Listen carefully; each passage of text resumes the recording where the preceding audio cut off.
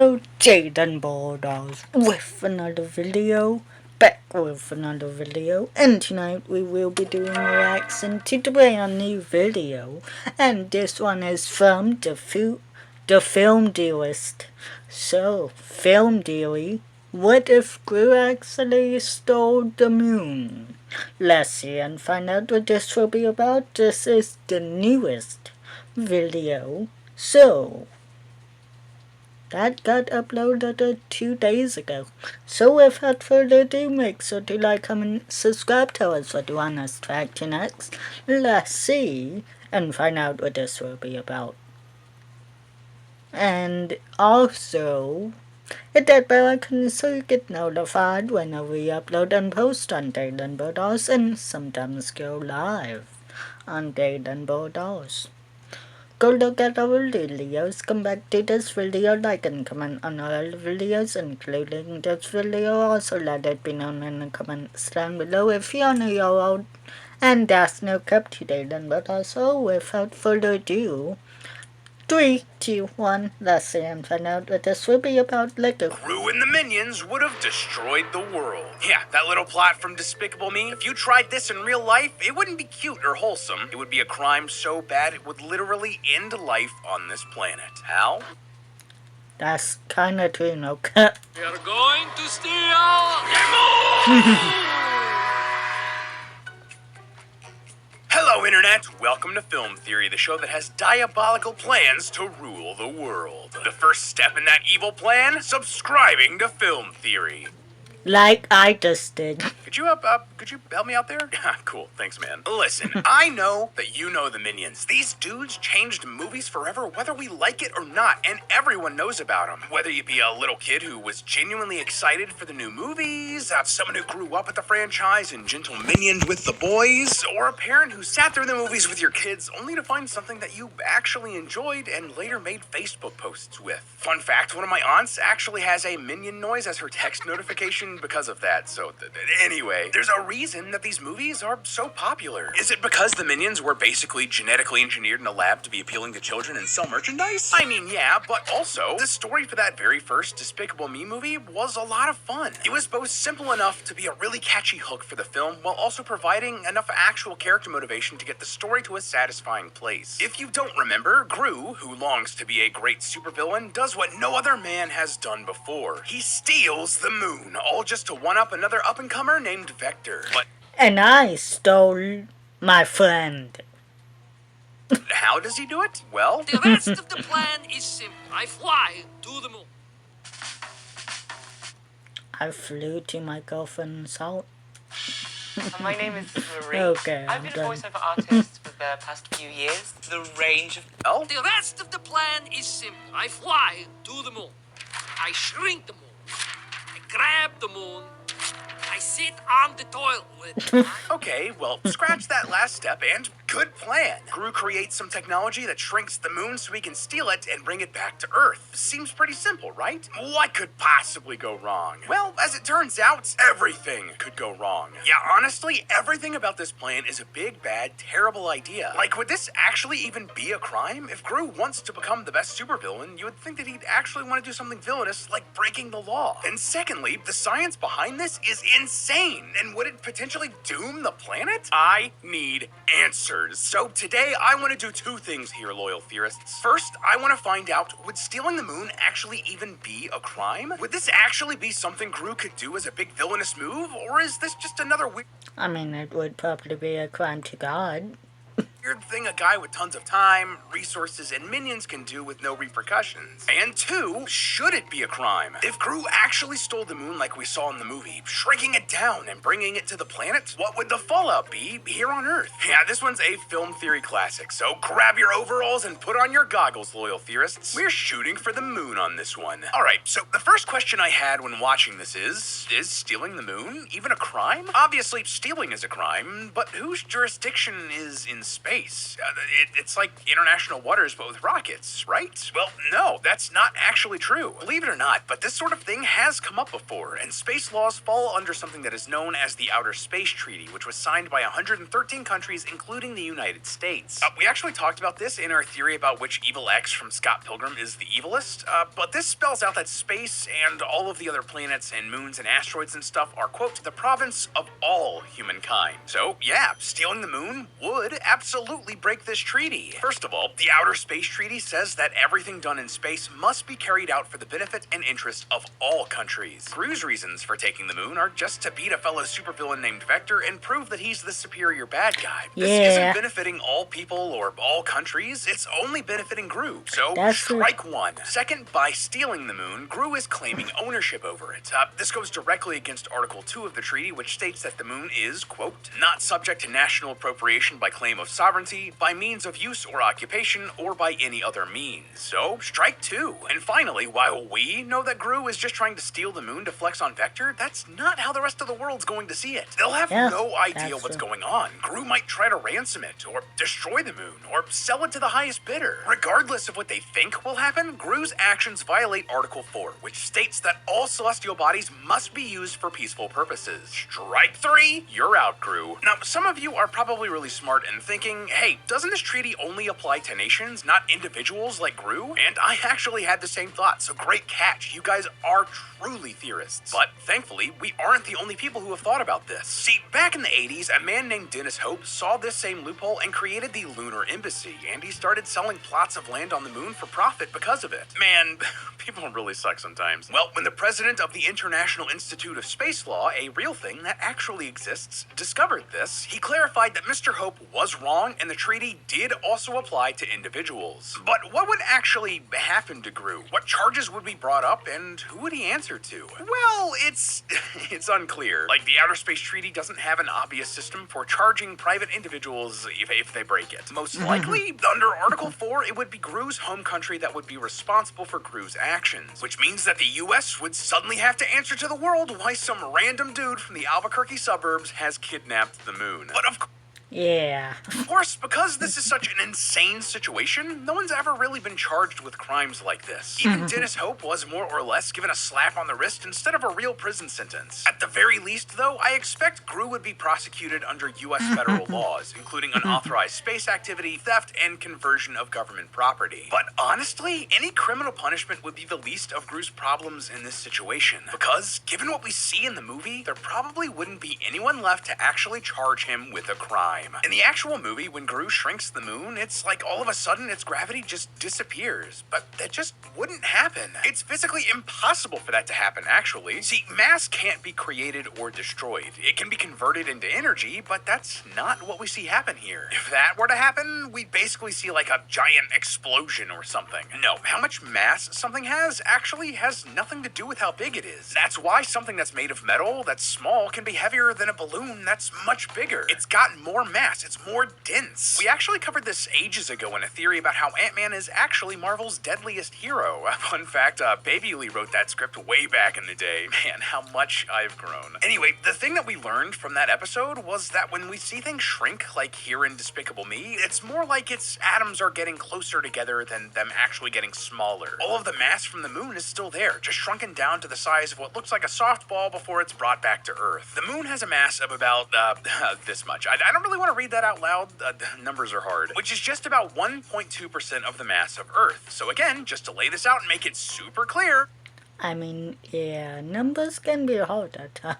Gru is more or less bringing the moon, the entire moon, back to Earth just in a travel-sized package. Now, there would be some obvious consequences here. Like, for example, if the Earth and moon were this close together, they would just crash into each other, which would be bad. In fact, running the numbers through the gravitational potential energy formula, the energy created by such a collision would be this insane number. That's more energy than the meteor impact that wiped out the dinosaur and basically resulted resulted in life on Earth just completely ending. Fun fact, this would basically be like recreating the giant impact hypothesis. This is the suggestion that a Mars-sized planet collided with Earth when the solar system was really, really young, and that's what caused the moon to be created in the first place. But even if we didn't take any of this into account, if somehow the moon and the Earth weren't just instantly face-planting into one another, some weird stuff would be going down. Most of you probably know that the moon is the reason we have tides. That the gravity of the moon pulls the water on the planet towards it ever so slightly, making the tide go in and out on our beaches and rivers. So, what would happen if you brought the mass of the moon closer to Earth? Well, all of the Earth's water is going to be attracted to it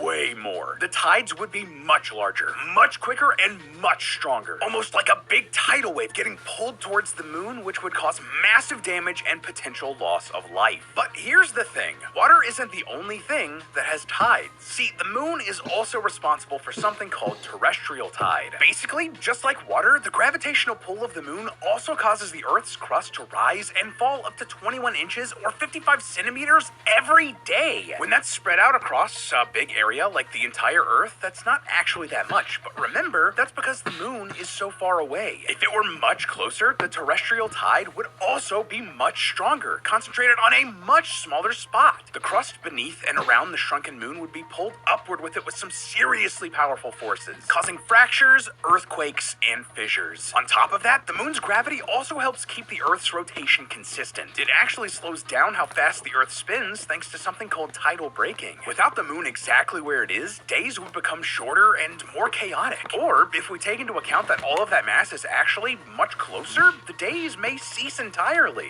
Honestly, it's hard to predict because something like this just hasn't really happened to us before. The moon is also responsible for the Earth tilting on its axis, and changing its position would result in our axis getting all out of whack. And that would create unstable seasons and extreme weather conditions. I mean, it's a good thing that days aren't that short. And a good thing we all do have 24 hours in a day. But sometimes we do wish that we had like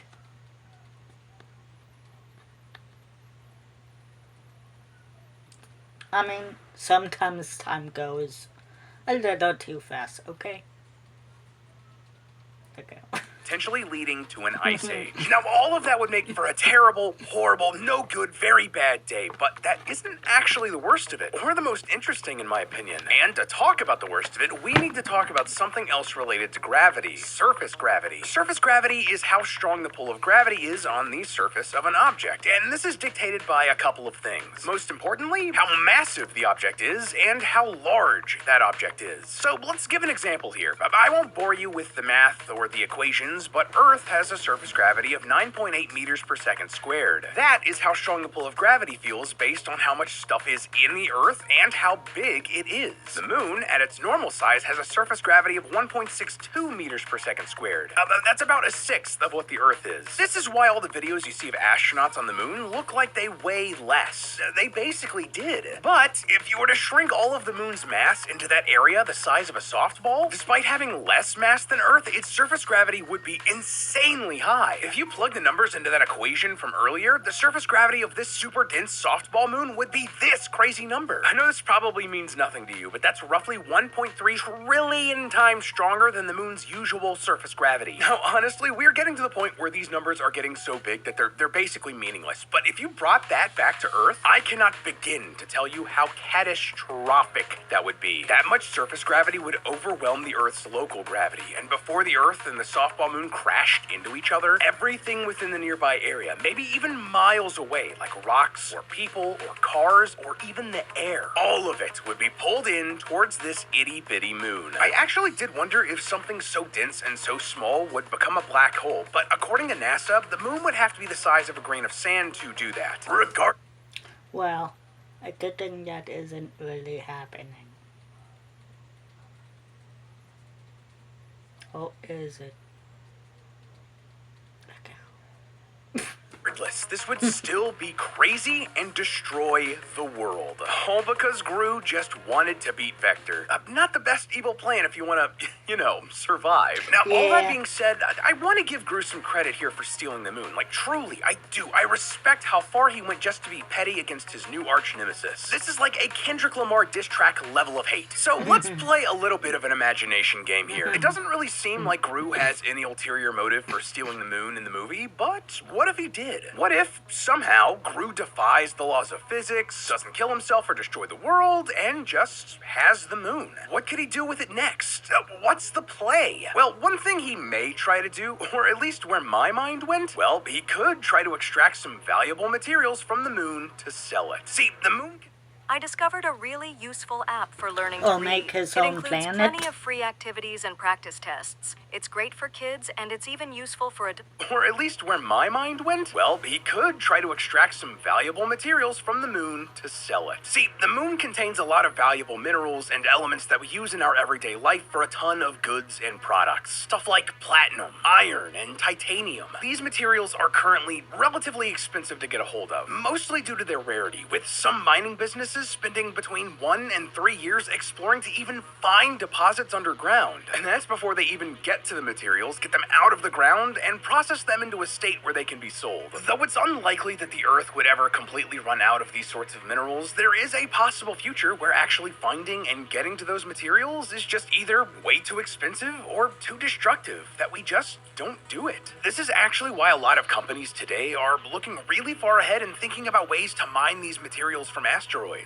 where you don't need to worry about little things like the environment or destroying someone's home or whatever. In fact, it's projected that because of this, asteroid mining could potentially be a $1 trillion industry. Oh my gosh, that is so much money. So, on the surface, the idea of Gru Yeah. getting his hands on something like the 66 million pounds of platinum in the moon means that he could probably make a pretty penny extracting it and selling it off. But this would run into another big risk. See, if he ended up selling a lot of that could actually upend the entire economy. This would happen because of something called supply and demand. You've probably heard about this in your social studies classes or economics. Basically, this is an economic principle that says that the price of something is determined by two things. One, how much people want it, and two, how much of it there is. This is the case for pretty much everything on the market, from food to clothes to cars to the services of a plumber. If there's a lot of food, well, then you won't be able to sell it for a lot. The demand for it goes down because the supply is so high. But if all of a sudden you don't have much food, the demand goes up, and because the supply is down, you can charge more for it. And while a lot of the materials on the moon, like carbon and iron, are pretty common here on Earth, others like platinum aren't, and that would have a big impact on the world economy. Scientists estimate that there's about 150 million pounds of platinum on Earth, though only about 22 million pounds of it has been mined. That might sound like it's a lot, but it's really not. If you melted all of that down and poured it into an Olympic-sized swimming pool, it would only fill it to ankle depth. So if Gru were to add even just a percentage of that 66 million pounds of the moon's platinum into the equation, the value of that platinum would plummet. Sure, he might get a bit of a payout at first, or if he's very carefully controlling how much he's selling, but if he oversupplies it at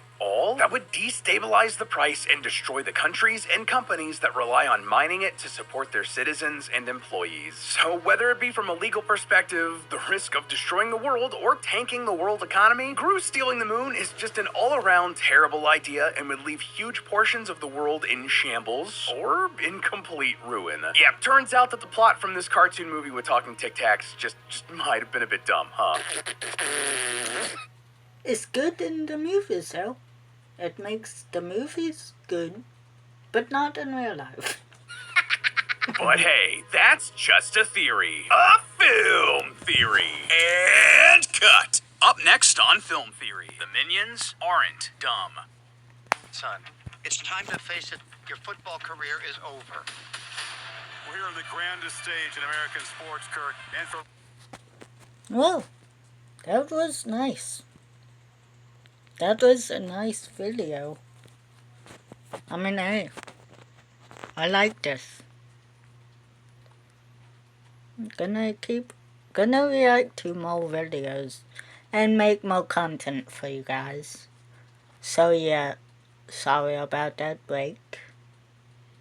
We do have a lot of catching up to do.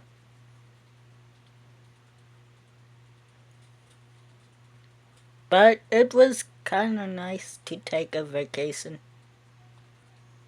from making videos or content on YouTube. Besides SML. But there's a lot more SML we have to do. But yeah, after all, gonna make more content with you guys, so yeah. 10 out of 10 probably. Yeah. Also, what would you rate us? A 10 out of 10? And also, what would you rate my reaction? Let me know. And I will see you in the next video. And hope you like the reaction. Like, comment, subscribe to us video on this track next. Stay done, Bulldogs, and we are